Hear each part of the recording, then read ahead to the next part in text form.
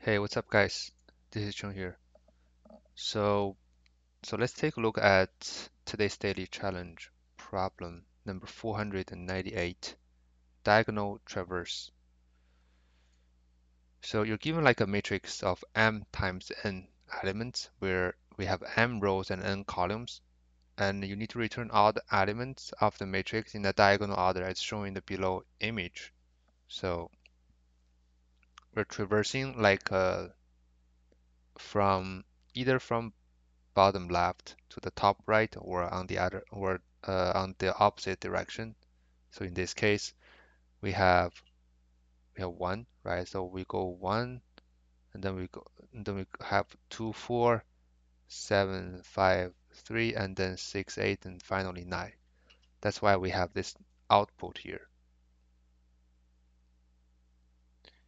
Yeah, I mean, pretty straightforward, right? I mean, so for this problem, we can always do a simulation, right? Basically, at the beginning, the direction is going uh, up, right? And whenever we reach the uh, whenever we reach the top or the right border, right, the border, we go we change the direction going down. And while we're going down, whenever we reach the left or bottom, then we just keep going back up. So that's the simulation, and it's definitely doable, right? I mean, but it's to implement that we have to have like a few if else and some like index manipulations, which is kind of trivial, right? Actually, so there's like a easier solution for this problem. Whenever you have like this kind of like diagonal traverse, I think one thing to remember is that, if we're traversing like this way, right, from basically we're tilting to the right side, then there's like a fact. So what is a fact? So all the elements on this like levels, they're the I, the index I plus j is always the same. So so for example, with I here, I plus j equals to 0. And for 2 and 4, the I plus j of these two numbers is all 1. They're all 1. And for 3, 5, and 7, the I plus j, right, sum of the index are 2, 2, 2, 2. Same thing for 6 and 8, 3, 3. And finally, we have 9, which is 4, right? And similar, right? Similar if we are trying to do the traverse uh, on this side, like we're doing like in the reverse way of traversing. So for this kind of like the numbers on this line here on the opposite way, the I minus j is always the same, or j minus I doesn't really matter. Okay, right? So because here, the so the I minus j is what is minus I 0, j is 2, so we have minus 2 here.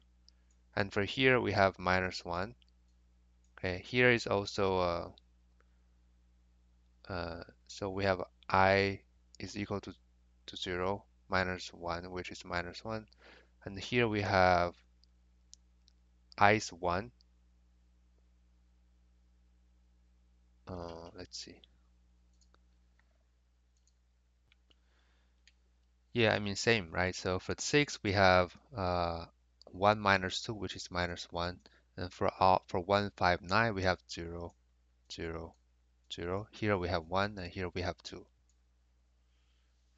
And with these observations here, in this case, we can just use I plus j as an index, and we just traverse from on each of the level from left to right and top down. So which means that we store one into the list of a list, and then we store like 2 and 4 into another list, which is index. So 1 is 0, right? And for 1 we use, so the key is the I plus j, right? And then here we have 2 and 4. And for 3, for 2, for the index 2 here we have 3, 5, 7. And in the end for 3 here, for 3 we have 6, 8. And then finally for 4 we have 9. Since we're traversing from left to right and from top down, you know, basically, so the sequence in each of the index, they're always this, like in this direction, right? I mean, with this kind of like a pre-process, or whatever you want to call it, all we need to do is we just need to loop through from 0 to the end, and we just for the odd index, we just need to reverse this number. We just need to reverse this list. So, and then we can get our final answer.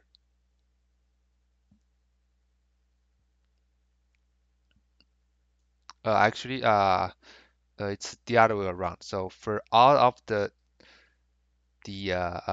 even index list, we just need to reverse the the list. For example, we need to reverse 1 here, and then for 2 and 4, because 2 and 4, right, we're following this 2 and 4, the odd index, we are just using the same direction, right?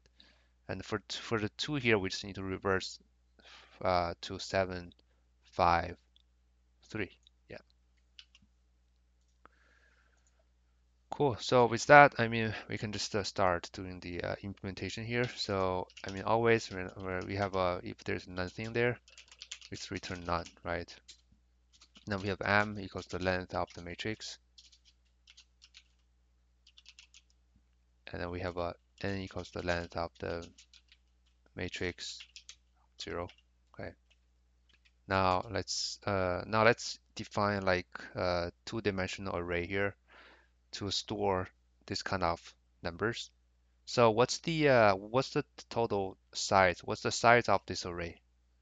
So the size of this array is like with m plus n minus 1.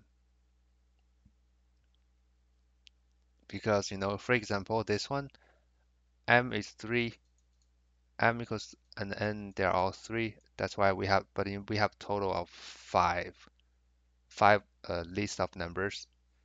And that's why when we initialize this numbers here, I'm going to use like the list for this in range of m plus n minus 1, because for each of them I just initialize a empty list so that later on I can just keep appending to this list, right? Now let's traverse these things here, range m, and then for j in range of n. So the key for this two-dimensional, so is I plus j, right? I plus j, and then the value is a list, which means that we will need to append the current numbers, right? The matrix I and j to this list for the corresponding key, which is the I plus j. Okay, and then so next we simply just loop through this nums, okay, for I in range of the